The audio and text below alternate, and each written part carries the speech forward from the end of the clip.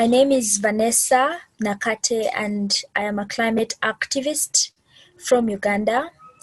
I started striking for climate in the first week of January.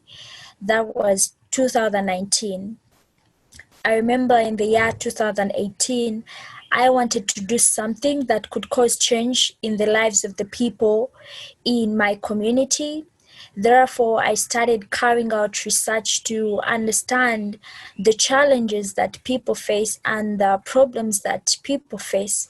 And I found quite a number of problems, but I was really surprised to find that climate change was one of those problems, simply because in school it is taught us something that either happened in the past or something that is coming in the far future that we don't have to worry about. So I decided to read more about climate change, to understand its causes and to understand its impacts. And when I realized that there was communities in my country that were facing devastating impacts of climate change, that is when I decided that I had to do something about it. So I started reading about past activism and past movements that were organized by people who are demanding for change in their communities, and that is how I got to find out about the Fridays for Future movement. And I decided that I would also start striking for climate in my country.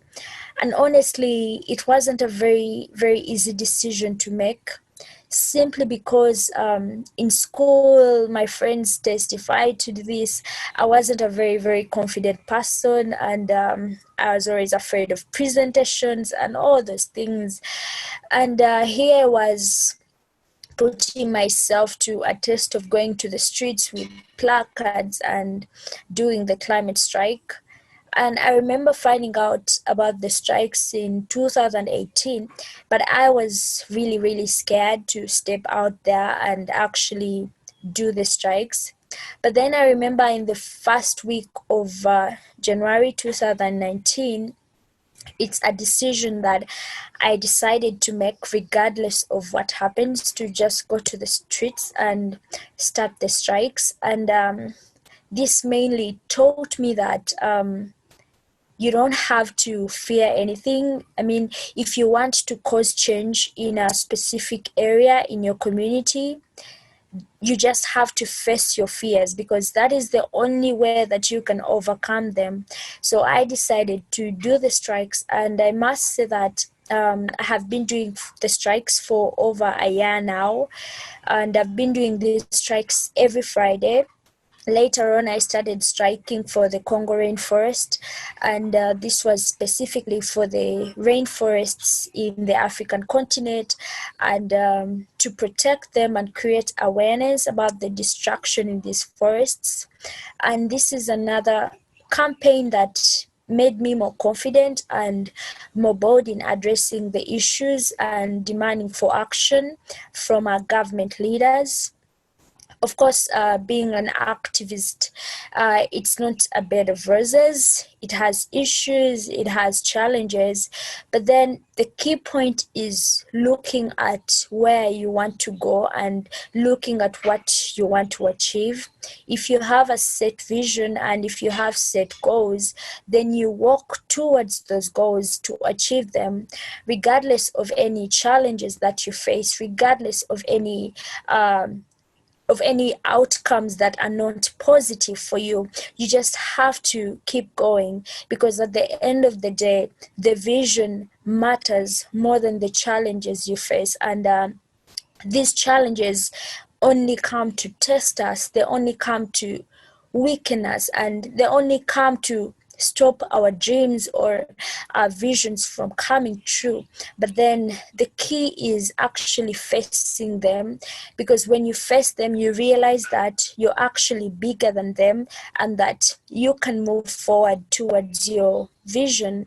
I will give an example. Imagine you have to walk 1,000 kilometers, and then you walk 500 kilometers and you feel like you cannot go on. when you decide to go back, you realize that you would have walked the entire journey. So the key in achieving your vision is to be persistent and to keep going regardless of what happens, because at the end of the day, it's the vision that matters. I'll say that when you're doing activism, there is so much negativity, that there's so many trolls on social media, there's so many people with the worst comments that you could ever read. But then what I've learned to do with such things is to just ignore them and focus on what I want to achieve. And I'll also talk about the worst experience maybe that I've faced in the climate movement. This year, when I was in Davos, that's Switzerland, I had gone to attend the World Economic Forum, and I happened to be one of the activists at the press conference that was organized. There were other activists like Greta, Luisa, Isabel, and Lukina, all from Europe. And at this press conference, as an activist, of course, I had noticed so much of the erasure of African voices on the international platform and on international media. Therefore, one of the points that I really put across during that conference was to tell media to stop being biased and to make sure that everyone is included when talking about the issues of climate change. Because at the end of the day, the people that are affected the most are the ones who are being left out, you know. And then after that press conference, I left contented with the feeling that maybe something has changed about this. Literally, I wasn't included as one of the activists at the press conference. And to me, it was very disturbing. First of all, the fact that I was the only activist from Africa on that panel was already disturbing, because to me it felt like there was a lack of presentation of the African voices, and yet Africa suffers the most when it comes to the climate crisis. So I read this article, and of course it's very heartbreaking, and I decided to ask the news company why they had cropped me out of a photo. And to be honest, I really never expected that to go viral. I never expected many people to see it and to react and to read about it. And that actually taught me one thing. It taught me that there is power in speaking up, even when you feel like your voice is not being heard. Because all I did was ask a question and it just exploded. I never expected that. And it made me think of all the injustices that people face in the world, and how many people keep silent because of the injustices. We are seeing so much of discrimination, of racism. It doesn't just stop in the world or any other facets of life. It's in the climate movement because of the media. It's also in the world. We are seeing right now what's happening in the United States because of discrimination and racism. And I personally feel like these are injustices that we need to address. And being a climate activist, I know that if we do not address discrimination or racism, then we won't be able to get climate justice, because the people who are often left out of the climate conversation are those that come from the most affected communities. Look at our African continent. Most of the countries in Africa, they heavily depend on their natural resources for survival. Many communities depend on the food that they grow. They depend on the fresh waters from their lakes. But because of climate change, we are losing some of these things. Look at Lake Chad. Lake Chad has shrunk to 10th its size in just 50 years, and all the people that depend on those fresh waters are living in fear of what could happen because of the water scarcity that is coming to them, and many other communities in Africa that are facing water scarcity. We are seeing food scarcity in very many regions. We are seeing indigenous communities, especially those that depend on the Congo rainforest, being their lives being destroyed because over 80 million people depend on the Congo rainforest. They depend on the food and the medicine, on the water. But then with the increasing greed of the fossil fuel industry and the extraction of the petroleum in the forest, we do not expect these people's lives to stay normal. That they're going to have to suffer. They're going to suffer the consequences of oil spills, of all the increasing global emissions.